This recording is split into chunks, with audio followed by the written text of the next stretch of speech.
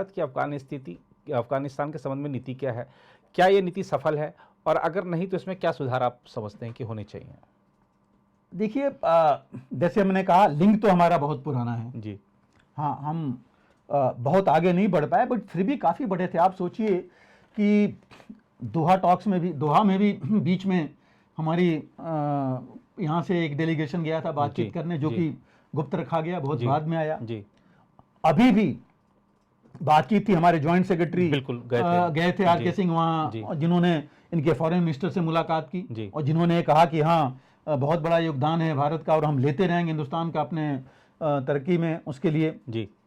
और उसके बाद हमारे एनएसए ने मीट अफगानिस्तान के ऊपर की थी लास्ट ईयर, और अभी गए थे रशिया में जी, जहाँ पर हुई थी, वहाँ भी। और पहली बार था कि उसमें हम स्टेक होल्डर भी बने हैं जी। और इन्होंने जो जॉइंट स्टेटमेंट था उसमें भी स्टेटमेंट दिया है जी। अभी एक और खबर थी कि शायद जो भारत है अपने इंफ्रा प्रोजेक्ट्स वहाँ बढ़ाएगा। और एग्जैक्टली आप देखिए 20 सालों में तकरीबन कुछ नहीं तो $32 बिलियन का उन्होंने हिंदुस्तान ने वहाँ लगाए हुए हैं जी। और सिर्फ ये देखिए, पार्लियामेंट बिल्डिंग $220 मिलियन की बनी है जी, जिसको इनॉग्रेट किया था 2017 में।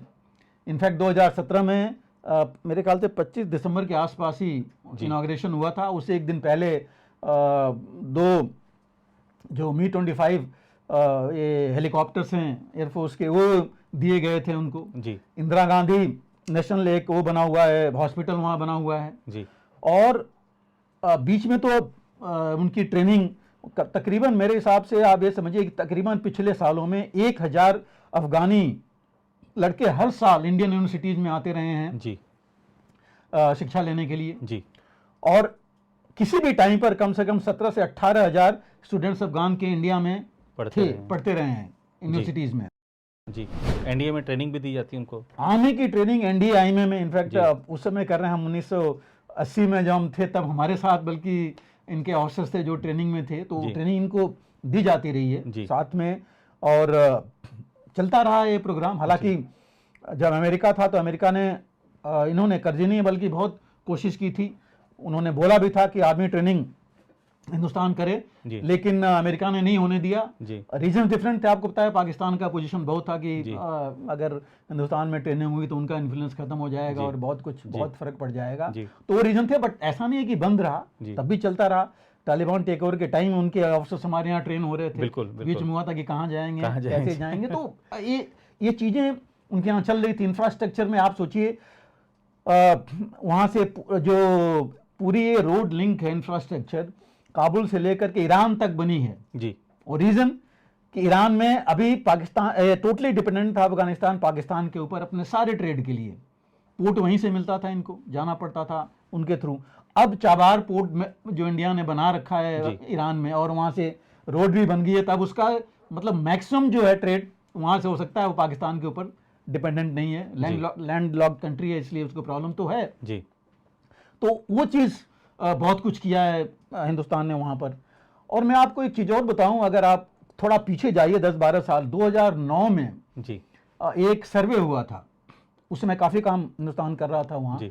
बीबीसी का सर्वे है 2009 का, जिसमें उन्होंने ये सर्वे किया था कि कितने सिविलियंस मतलब लोग अफगानिस्तान के कितने लोग इंडिया के सपोर्ट में हैं, इंडिया को चाहते हैं जी।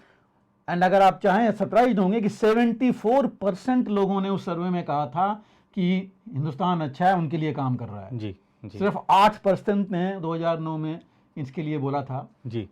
तो आप समझिए कि मतलब जी। और अभी तालिबान जब वहां पर आया तब जो भग कर लोग आए वो भी अधिकतर शायद हिंदुस्तानी आए। आप एक और देखिए, जब वहां तालिबान आने के बाद भी क्या हुआ, तालिबान आने के बाद भी जी हमारे जितने लोगों को हमने इवैक्यूएट करना था सब हमने आराम से कर लिए जी।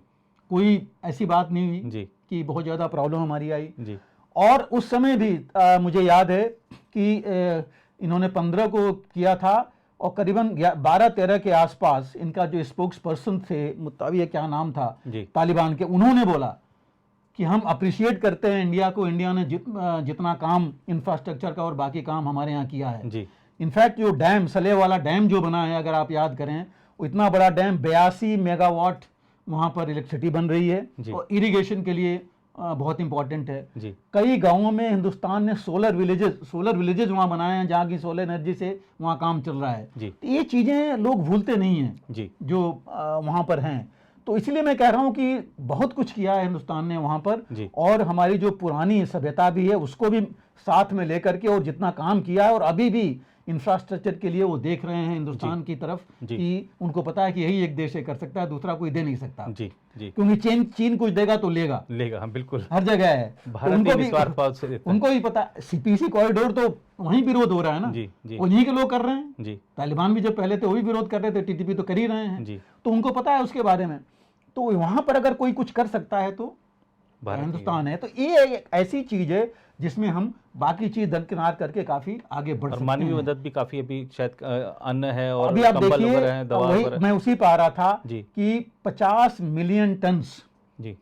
फूड ग्रेन की बात हिंदुस्तान ने की थी जिसमें 30 मिलियन टन तो जा चुका है। जी। दूसरी चीज तकरीबन 13 टन मेडिसिन वहां दी गई हैं और 50 लाख कोवैक्सीन की भी जो वहां दिया गया था डोजेज वहां पर दी गई थी। पोलियो की बहुत ज्यादा खुराक वहां पर हिंदुस्तान ने दी हैं। जी। तो ये सारी चीजें अभी भी जी चल रही हैं वहां पर और हमारे ही लोग कर रहे हैं वहां पर। जी। तो मुझे लग रहा है कि ये चीजें हम काफी कुछ लेके चल सकते हैं। इनफैक्ट मैं आपको एक चीज याद दिलाऊं, हामिद करजी जब थे वहां तो उनको पता है आप वो प्रो हिंदुस्तान थे। दो कारण थे, एक तो शिमला में पढ़े हुए हैं, शिमला में परिवार के साथ रहे हैं और वो और अब्दुल्ला दोनों लोग यहाँ थे, पढ़े लिखे हैं, तो उनकी वो तो चीज थी ही एक चीज। दूसरी थी पाकिस्तान के अगेंस्ट थे, इसमें कोई शक नहीं है, क्योंकि उनको लगा था कि 1999 में उनके पिता के उनके फादर के जो असैसिनेशन आईएसआई ने कराया था, तो वो ले करके और उनको पता था कि हम इन पर विश्वास नहीं कर सकते, यहाँ से हमें कुछ मिलना नहीं है। जी। दूसरा, अफगानिस्तान सार्क का भी मेंबर है, बिल्कुल ओआईसी का तो है ही है, तो सार्क का मेंबर होने के नाते भी हम काफी कुछ उनके साथ एज पर चार्टर, मैं नहीं कहने की आउट ऑफ वे जा करके हम कर सकते हैं, इंडिया कर सकता है, हिंदुस्तान, और उसके वजह से आई थिंक हमें काफी कुछ फायदा हो सकता है। लेकिन हमें तालिबान और इनके तालिबान ने जो समझौते किए थे जी, वो उसके बरखिलाफ हमें नहीं जाना चाहिए जी। ये लेके चलना चाहिए कि वो जो है उस पर जो कंडीशंस थी वो आप उसको माननी क्योंकि हम भी नहीं चाहते हैं कि टेररिस्ट हमारे बगल में या कहीं रहें। जी बिल्कुल। और अगर हम उनके साथ होते हैं तो हमें प्रेशर डाल सकते हैं कि वो पाकिस्तान पर भी प्रेशर डालें कि अगर हम टेररिस्ट को रोक रहे हैं, हमारे ऊपर है, तो तुम्हें भी नहीं बिल्कुल ये करना है। जी। तो हिंदुस्तान काफी कुछ कर सकता है और मुझे लग रहा है कि हम उस दिशा में बढ़ रहे हैं। जी।